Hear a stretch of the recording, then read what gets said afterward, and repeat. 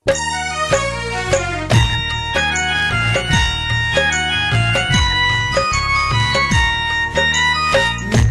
के कला संस्कृति संस्कार के करे उजागर, देश विदेशक समाचार सब घर घर में पहुँचावे। सुनू यही ना झूमू अपन रेडियो अपन तार, सुनू यही ना झूमू अपन रेडियो अपन तार। Janaki FM 106 megahertz, Janaki FM 106 megahertz, Janaki FM 106 megahertz.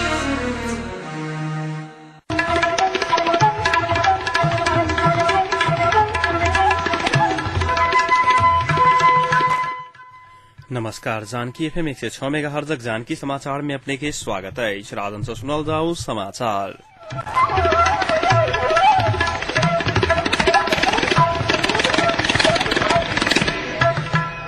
एखनु का मुख्य समाचार।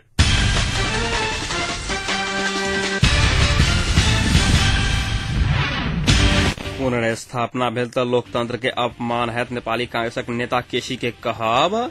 विपक्ष समझौता नेपाल के लेल नहीं, भारत के लेल भेल, एमाले उपाध्यक्ष गौतम के कहब। प्रधानमंत्री के राजीनामा पहल शर्त रहल, कांग्रेस महामंत्री सिटौला के स्पष्टोक्ति। नवनियुक्त अमेरिकी राजदूत नेपाल पहुंचला। आज अंतर्राष्ट्रीय साक्षरता तथा राष्ट्रीय शिक्षा दिवस, विविध कार्यक्रम का मनाओल गेल। लड़ाकू सबके भरना छनौट एखनो जारी, पुनर्स्थापन भेल लोकतंत्र के अपमान हैत।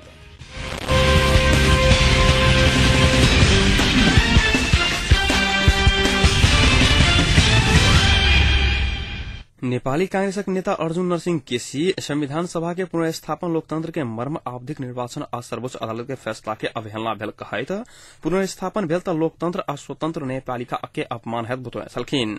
वो एकीकृत नेकपा माओवादी आ मोर्चा समेत फुट चुकल अवस्था में गवाउने प्रधानमंत्री के सत्ता में बैसक के हैसियत नहीं रहल बतौने छलखिन।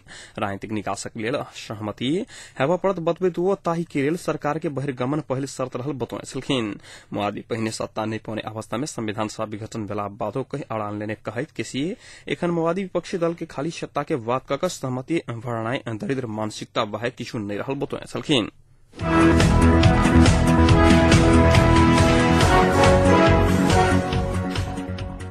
नेकपा एमाले के उपाध्यक्ष वामदेव गौतम विपक्ष समझौता प्रधानमंत्री डाक्टर बाबुराम भट्टराई नेपाल आ नेपाली के लिए नैक भारत के कहने आरोप लगाउने छलखिन।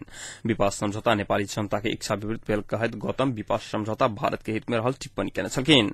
प्रेस चौतारी नेपाल जिला कार्य समिति बर्दिया सदरमुकाम गुलरिया में कहने आयोजना पत्रकार सम्मेलन में उपाध्यक्ष गौतम प्रधानमंत्री डाक्टर बाबुराम भट्टराई के सरकार भारत के कठपुतली भेल व्यंग्य कहने छलखिन। जातीयता के आधार में देश के खंडित करे के काज एमाले स्वीकार नहीं करत गौतम बतौने छलखिन। वो आपके सहमति के सरकार कांग्रेस के नेतृत्व में बनकशाही धारणा समेत व्यक्त करने चलाई था।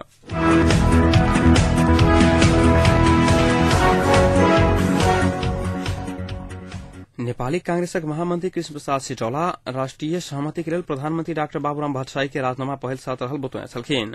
वो प्रधानमंत्री भट्टराई राजीनामा नहीं देवाधेर वर्तमान संवैधानिक तथा राजनीतिक संकट के समाधान होबा नहीं सकला कारण तत्काल राजीनामा देवा पड़त बतौने चलाई था।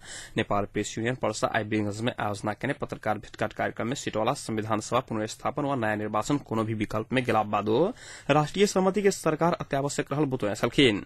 वो संविधान निर्माण करे के समय संविधान सभा के विघटन कर वर्तमान सरकार देश में द्वंद्व, हिंसा आ मुठभेद लावा के खोजने आरोप लगाउने छलखिन। महामंत्री सिटौला सरकार परिवर्तन भेलाक बादो विश्वास के वातावरण बनत आ प्रक्रिया के सहमति कर सहजत उल्लेख करने छलखिन।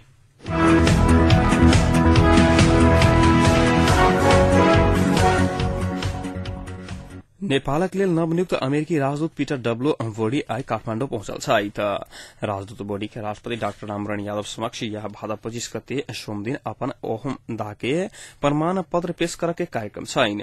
नवनियुक्त राजदूत बोडी नेपाल आवश्यक पहिने बगदाद स्थित अमेरिकी दूतावास के असिस्टेंट ट्रांजिशन के असिस्टेंट चीफ ऑफ मिशन के रूप में कार्यरत छलाई था।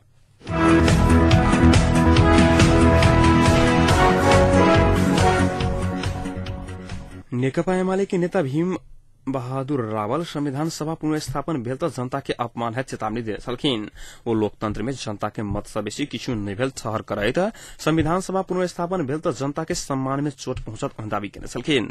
राजधानी के रिपोर्टर्स क्लब नेपाल आई आयोजना केने कार्यक्रम में रावल पहले सत्ता के लिए संविधान सभा के बलिदान कर तैयार रहल माओवादी एखन दोसर के सत्ता के प्रमुख बनाउने कही आलोचना के नौटंकी के संज्ञा देने छलखिन। वो अंतरिम संविधान के धारा 43 अनुसार सहमति के आधार में 38 के 1 अनुसार सहमति के सरकार गठन कक 158 अनुसार बाधा अड़चन फुकवा कक संविधान सभा के नया निर्वाचन करे के विकल्प नहीं रहल बताए छलखिन।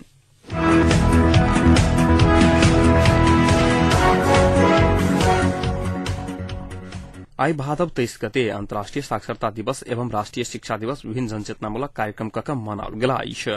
नेपाल में 2031 साल से शिक्षा दिवस मनाव के शुरू भेल छल। किछु दिन एम्हर से अंतर्राष्ट्रीय रूप में प्रत्येक सितंबर 8 में मनाओल जाय वाला साक्षरता दिवस सेहो भादव 23 गते मनाव के शुरू भेल अछि। दिवस के अवसर में सरकारी तथा गैर सरकारी विभिन्न संस्था सब हटले विभिन्न कार्यक्रम के आयोजना केने छल। एसएलसी परीक्षा में 80% से बेसी परीक्षार्थी उत्तीर्ण कराबय वाला सामुदायिक विद्यालय सबके दिवस के अवसर में पुरस्कृत कर गेल शिक्षा सचिव सुरेश मान साक्या जानकारी देने छलखिन। दिवस मनावा के शिक्षा मंत्री दिनानाथ शर्मा के अध्यक्षता में 101 सदस्यीय मूल समारोह समिति गठन भेल छ।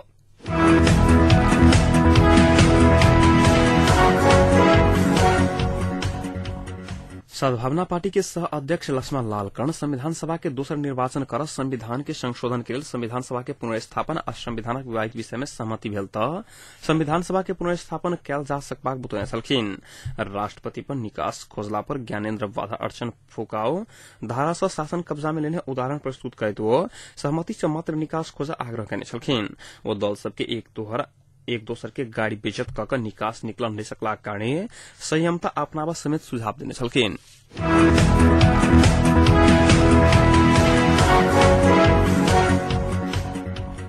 पेट्रोलियम पदार्थ के मूल्य वृद्धि कहने विरोध में विपक्षी दल सम्बद्ध युवा विद्यार्थी संगठन सब आई सेहो आंदोलन के निरंतरता देलक।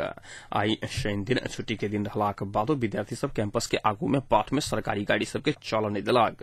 एम्हर 9टा विद्यार्थी संगठन काल्हि के लेल निर्धारण केने उपत्यका बंधक कार्यक्रम फिरता लकाइश मुदा नियमित आंदोलन के कार्यक्रम जारी रहल बताओल गेल। काल्हि 24 गते बीपी कोयला के जन्म जयंती आ स्नातकोत्तर तह के परीक्षा रहला कारणे बंधक कार्यक्रम फिरता लेल गेल नेपाल विद्यार्थी संघक प्रवक्ता यूपी लामिछा ने जानकारी देने छलखिन।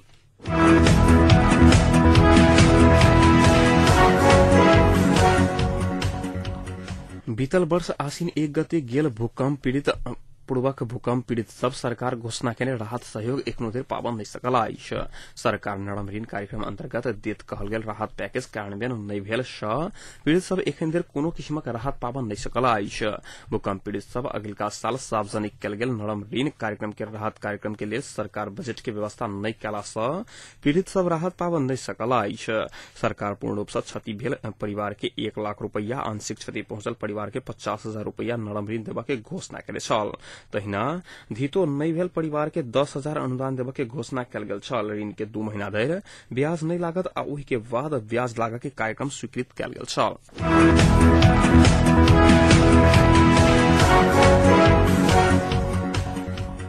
आब तापक्रम एखन जनकपुरक तापक्रम 32 डिग्री सेल्सियस रहला अछि।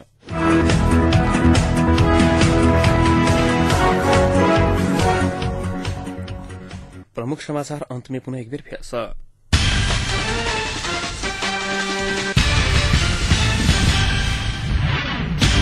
पुनर्स्थापन भेल त लोकतंत्र के अपमान है नेपाली कांग्रेसक नेता केसी के कहा। विपा समझौता नेपाल के नहीं भ भारत के लेल भेल एमाले अध्यक्ष उपाध्यक्ष गौतम के कहब। नवनियुक्त अमेरिकी राजदूत नेपाल पहुंचला। आई अंतर्राष्ट्रीय साक्षरता दिवस तथा राष्ट्रीय शिक्षा दिवस विविध कार्यक्रम का मनाओल गेल। आ प्रधानमंत्री के राजीनामा पहल शर्त रहल कांग्रेस महामंत्री सिटौला के स्पष्टोक्ति।